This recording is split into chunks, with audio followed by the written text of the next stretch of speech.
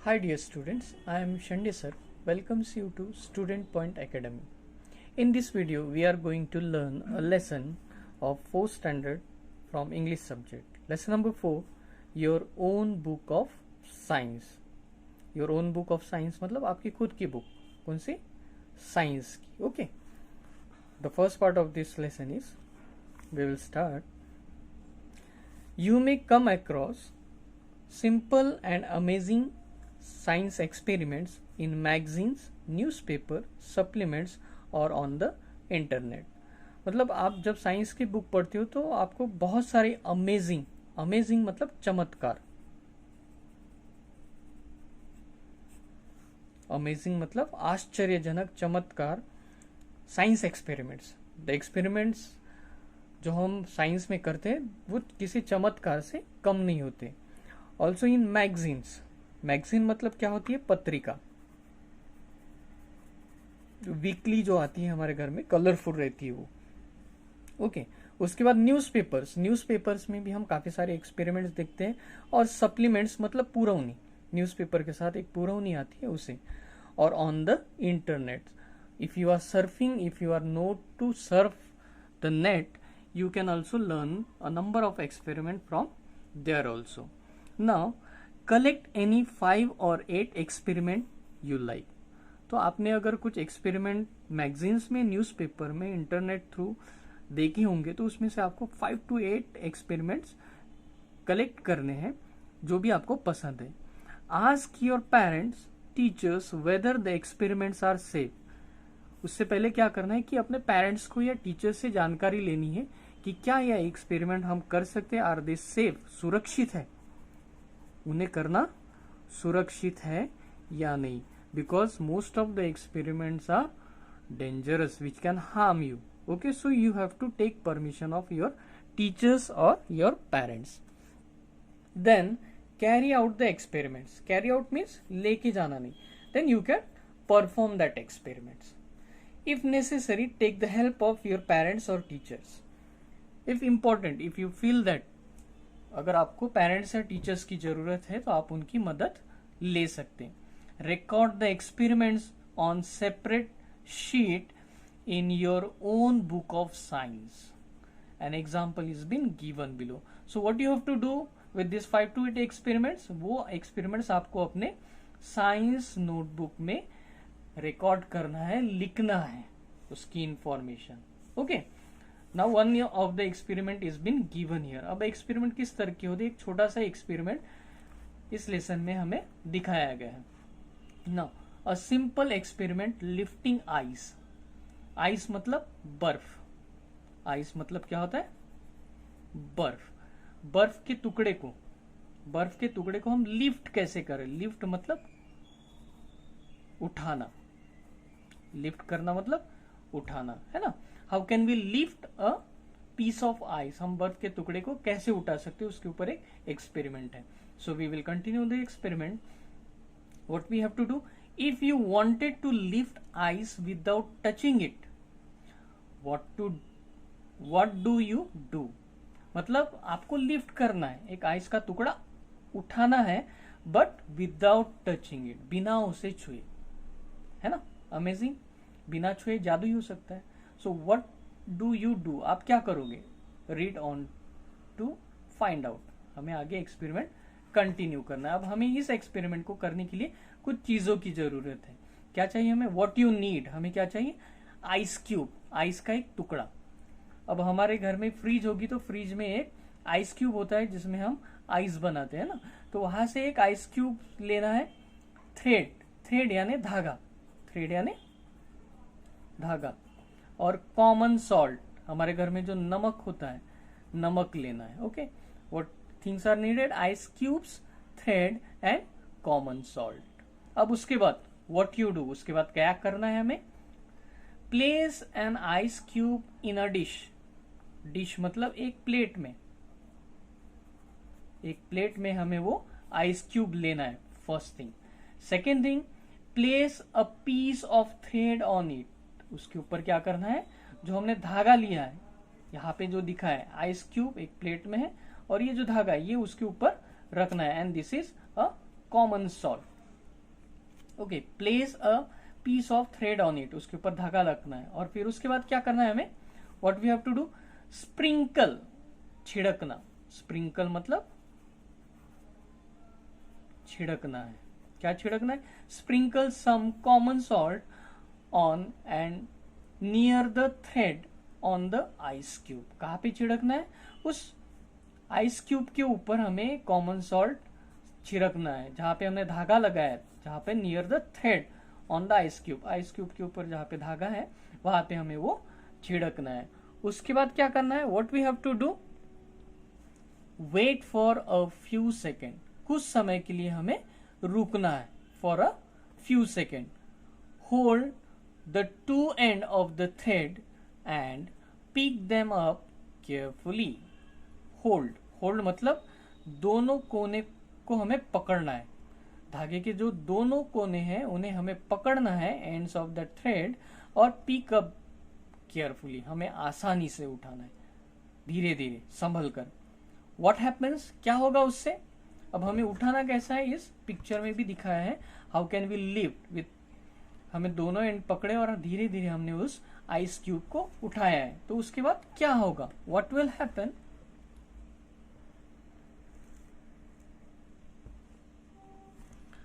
Try placing the thread in different ways to lift the ice, मतलब अलग अलग तरह से हमें कोशिश करना है ना, क्यूब उठाने की। हम पहले दोनों एंड्स को पकड़कर उठाएंगे, उसके बाद एक एक एंड, लेफ्ट साइड का एंड या दूसरे साइड का एंड से हमें सिंगल साइड से भी हम उठा सकते। You can place just one and of the thread on the ice cube and lift the ice with the other and, मतलब हम क्या कर सकते हैं, हम अपने थ्रेड का एक पॉइंट भी उस पर रख सकते हैं, one point, one and point, और उसको सेम प्रोसीजर कर कर हम उस तरीके से भी उसे उठा सकते। Now this was one of the small experiment which was shown. Now we will see the another experiment, the second part of this lesson. Now second part is puzzle in your surroundings. Puzzles, what is mean by puzzles, पहेली या उलझन, पहेली भी कह सकते हैं उसे या उलझन, puzzles you know, okay, puzzles games आते हैं। puzzles in your surrounding, surrounding मतलब हमारे चारों तरफ, हमारे आजू बाजू, आजू बाजू में जो पजल्स हैं, उलझने हैं या पहेलियां हैं, उनके बारे में। तो here it is given, why does it hello even in summer, question किया है कि why does it hello, hello means क्या बोलते हैं उसे, हेल मतलब होता है ओले पड़ना, ओले पता है, समर सीजन में क्या होते हैं, ओले गिरते हैं, बर्फ के टुकड़े गिरते हैं, है ना, हेल मतलब ओले। तो why does it hail in summer, there is a question, आपसे पूछा गया है कि समर सीजन में बर्फ क्यों पड़ता है, बर्फ के गोले क्यों पड़ते हैं। We will go with the topic, we feel very hot in summer, हम सबको पता है, वी फील, हम महसूस करते, क्या महसूस करते, वेरी हॉट, कब, during summer season. The sun shines brightly and the temperature is high. The sun shines brightly मतलब धूप बहुत तेज होती है, brightly मतलब shines, the sun shines brightly, धूप तेज तेज होती है, and the temperature is high, तापमान, temperature means तापमान कैसा होता है, high होता है, and then suddenly there are clouds in the sky and it starts raining, and suddenly, और अचानक ही क्या हो जाता है, फिर there are clouds, बादल आ जाते हैं आकाश में, and it starts raining, और बारिश होना शुरू हो जाती है। not just water but even small ball of ice, not just water, सिर्फ बारिश जो होती है उसमें पानी ही नहीं पड़ता है, तो बर्फ के टुकड़े भी, अब ball, small ball of ice, वो भी गिरते हैं। वी से इट हैज स्टार्टेड हेलिंग, हम उन्हें कहते हैं कि ओले पड़ने लगे, हेलिंग मीन्स ओले पड़ना, बर्फ गिरनी चालू हो गई। Okay, the small balls of ice are called hailstone. Now question, if the question will ask what is hailstone, then you can answer the small balls of ice are called hailstone. Hailstone मतलब क्या, छोटे छोटे बर्फ के टुकड़ों को क्या कहते हैं, hailstone. Now why does it hail in the hot summer season? Now the question arise कि समर सीजन है, समर सीजन में धूप होनी चाहिए, लेकिन बारिश होती है और ओले पड़ती है, तो ऐसा क्यों होता है? We can see further, as we move up from the land, जैसे ही हम ऊपर की तरफ उड़ते हैं जमीन से, कहां से, जमीन से जब हम ऊपर की तरफ जाते हैं, the temperature begins to fall, जो तापमान होता है वो फॉल होने लगता है, यानी गिरने लगता है, नीचे आने लगता है। जैसे जैसे हम ऊपर जाते हैं तापमान वैसे वैसे नीचे आने लगता है। Okay, up in the sky it is very cold even in the hot seasons. Up in the sky, ऊपर जो आकाश में, आकाश में ऊपर क्या होता है, इट इज वेरी कोल्ड, वहां पे ठंडी रहती है। इवन कब, जबकि हॉट सीजन में भी, समर सीजन में भी वहां पे आकाश में ठंडी रहती है। You know that there are water particles in the clouds that we see in the sky, that we see in the sky. Very high up in the sky, the water particle in the clouds turn into little bits of ice. You know that there are water particles. हमें पता है, you know, हमें पता है कि there are water particles. ऊपर आकाश में क्या होते हैं, वाटर पार्टिकल्स आर देयर, है ना। पार्टिकल्स मतलब छोटे छोटे कण, बूंदों के पानी के छोटे छोटे कण होते हैं। कहाँ पे, ऊपर, इन द क्लाउड्स, कहाँ पे, क्लाउड्स में, that we see in the sky, जो हमें स्काई में दिखाई देते हैं। क्या दिखाई देते हैं, बादल दिखाई देते हैं, वहां पे क्या होते हैं, there are water particles, okay, in the clouds. Very high up in the sky, sky में कहां पे, वेरी हाई, खूब ऊंची जगह पर, एकदम हाइटेड जगह पर स्काई में क्या होता है, the water particles in the clouds turn into little bits of ice. अब ऊपर आकाश में, बादलों के ऊपर, वहां पे क्या होता है, वो वाटर पार्टिकल्स क्या होते हैं, they turn into little bits, bits मतलब टुकड़े, बीट्स मतलब छोटे छोटे टुकड़े, छोटे छोटे क्या होते हैं, टुकड़ों में, बीट्स ऑफ आइस, छोटे छोटे बर्फ के टुकड़े बनते जाते हैं। समटाइम्स, कभी कभी, there are strong winds in the clouds, कभी कभी क्या होता है, तेज हवा चलती है। स्ट्रॉन्ग विंड्स मीन्स तेज हवा चलती है बादलों में। हमने ऊपर आकाश में देखा होगा, समर सीजन में देखो, जब बारिश आती है तो बादल कैसे एक जगह से दूसरी जगह ट्रैवल करते हुए दिखते हैं, उड़ते हुए दिखते हैं ना। They push this little bits of ice upward. अब वो हवा की वजह से क्या होता है, दे पुश, वो हवा क्या करती है, उन्हें पुश करती है ऊपर की तरफ, little bits of ice upward, उस आइस के टुकड़ों को ऊपर की तरफ पुश करती है। So they do not fall on the ground. क्यों पुश करती है, ताकि वो बर्फ के टुकड़े जो बने हैं वो नीचे जमीन पर ना गिरे। They go up and collect more water particles which freeze on to them. अब वो जब ऊपर जाते हैं तो वहां पे क्या होता है, अगेन मोर वाटर पार्टिकल्स होते हैं जो वहां उस छोटे टुकड़ों के ऊपर जमा हो जाते हैं, और वो फिर कैसे हो जाते, फ्रीज हो जाते। फ्रीज क्यों होते, क्योंकि ऊपर ठंड का वातावरण रहता है इसलिए। दस, इसलिए the tiny balls gate bigger and bigger. अब वो छोटे टुकड़े हवा के माध्यम से ऊपर भेजे जाते हैं, और ऊपर जाने के बाद वहां के जो वाटर पार्टिकल्स रहते हैं वो उन पे फिर से जमा होते हैं। तो आइस बॉल का जो साइज होता है, द टाइनी, टाइनी मतलब छोटे, टाइनी मीन्स स्मॉल, बॉल जो होते हैं वो बिगर बिगर बिगर बढ़ते जाते हैं, बनते जाते हैं। दे टर्न इनटू हेलस्टोन, और वो रूप लेते हैं, टर्न इनटू हेलस्टोन, ओलो का शेप लेते हैं, बड़े बड़े आइस बन जाते हैं। The heavy hailstone then fall to the ground in the form of a shower, और फिर जब उनका वजन बढ़ जाता है, वो बड़े हो जाते हैं, दे फॉल। वो हेलस्टोन क्या होते हैं? हेवी मतलब वजनी जो हेलस्टोन है, they fall on the ground in the form of shower. बारिश की तरह वो नीचे नीचे बरसने लगते हैं। Okay, now very tiny hailstone melt before they reach the ground. अब जो वेरी टाइनी मतलब बहुत छोटे छोटे जो आइस होते हैं, बहुत छोटे छोटे, यहाँ पे दिखाया ना पिक्चर में, ये छोटे छोटे दिख रहे हैं, जो ऐसे छोटे छोटे हेलस्टोन होते हैं, वो क्या होते हैं?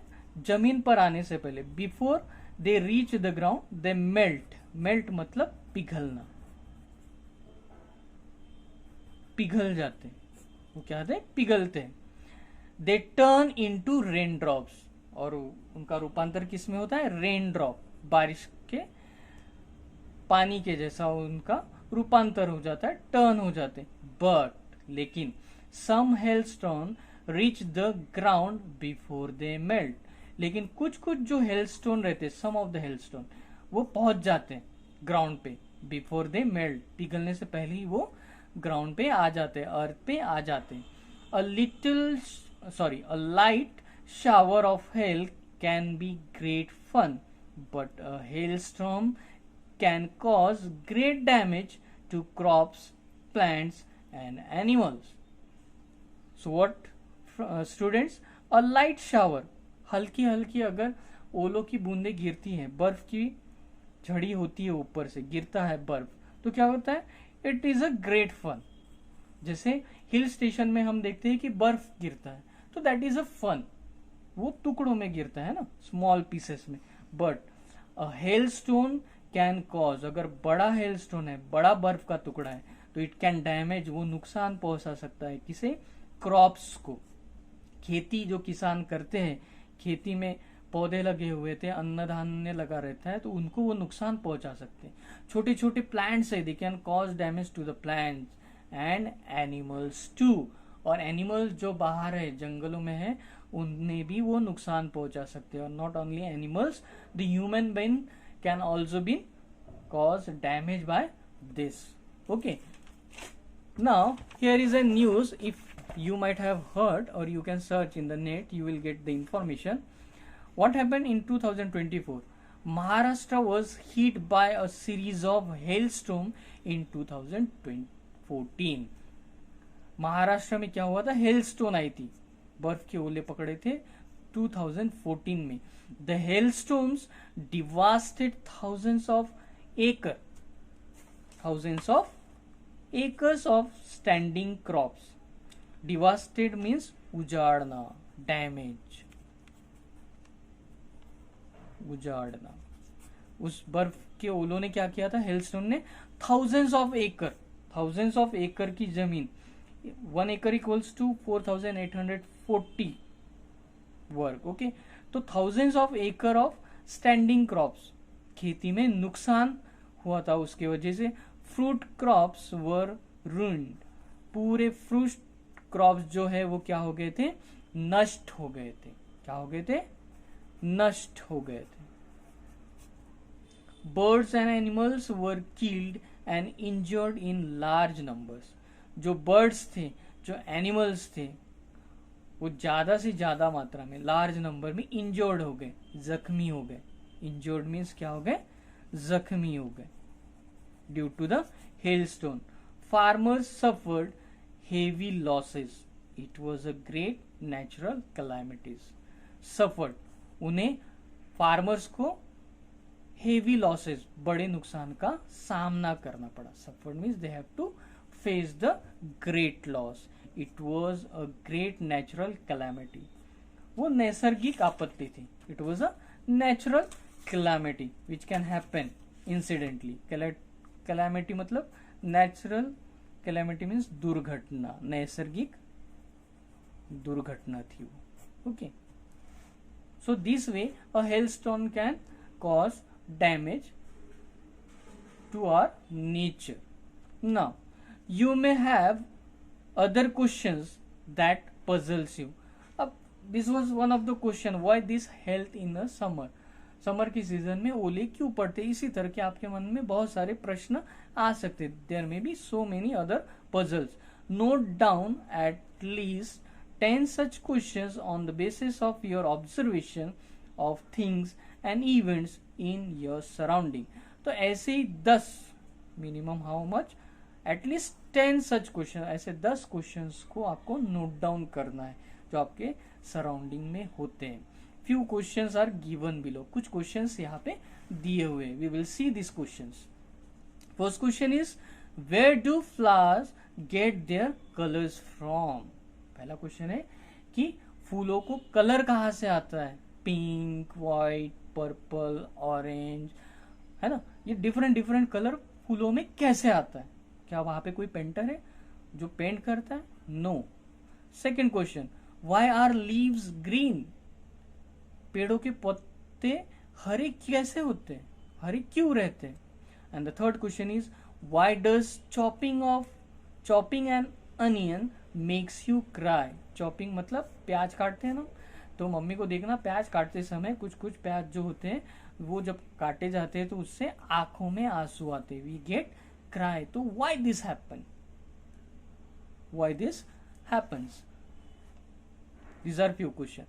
Note each question on a separate page in your book of science. ऐसे हर क्वेश्चन को अपने साइंस की बुक में लिखना है. Draw suitable picture और paste related photographs on the page. और इससे रिलेटेड आप पिक्चर्स भी ड्रॉ कर सकते हैं और उससे रिलेटेड फोटोग्राफ्स भी आप डाल सकते हैं. Try to find the answers to your questions with the help of your parents, teachers or friends. What you have to do for these questions, ये जो प्रश्न आपने लिखे हैं उनके क्वेश्चंस के आंसर आपको फाइंड करने with the help of your parents, with the help of your teachers or your friends. Make use of science journal and reference book. मतलब आप साइंस की बुक रेफर कर सकते हैं, general book, to find the answers. Science की book में भी इसका आंसर्स होगा, उसको रेफर कर सकते हो आप. You may find the answers on the net, internet, या आप इंटरनेट का भी यूज कर सकते हैं, but with the permission and guidance of your parents, guardians और टीचर्स. अब आप नेट यूज करोगे तो नेट यूज करने के लिए आपको परमिशन लेनी है ना. परमिशन किस बात की लेनी, कहां से लेनी है. अपने परमिशन लेनी है या गाइडेंस या इंफॉर्मेशन कलेक्ट करनी with the help of your parents. आपके पेरेंट्स, आपके गार्जियंस, है ना, और टीचर्स से आप परमिशन ले सकते हो. Browse through the informative website. मतलब दे नो, आवर पेरेंट्स और टीचर्स और guardian know the proper website. How can we search the answer of this question. इन क्वेश्चंस के आंसर हमें कहाँ से मिलेंगे ये हमारे पेरेंट्स को, टीचर्स को पता होते हैं. With the help of them you can find the answers. You may find some of the answers you need in your text or in other informative books. मतलब इसमें से कुछ आंसर आपको अपने टेक्स्ट बुक में ही मिल जाएंगे या अदर इंफॉर्मेटिव बुक्स जो होती हैं उसमें भी आपको उसके आंसर्स मिल जाएंगे. Note down the answers on the relevant page. जिसपे आपने क्वेश्चंस लिखे हैं उस पे उसके आंसर्स नोट डाउन करने. When you have collected a few experiments and answer to your questions, put them all together in your very own book of science. जब इनकी जानकारी आपको मिल जाए, जब इनके आंसर्स आपको मिल जाए तो आप इनके आंसर्स क्या कर सकते हो, अपनी साइंस की बुक पे नोट डाउन कर सकते हो. Here we finished our lesson number 4, your own book of science. Okay, dear students, hope you have understood. Now I am giving you the answers of few questions. Now here is one question. Where do flowers get their colors from? Where do flowers get their colors from? So you can take a screenshot of this. I have written the answer. The most common pigment in the flowers comes in the form of anthocyanins. This pigment range in a color from white to red to blue to yellow to purple and even black and brown. A different kind of pigment class is made up of the केरेटो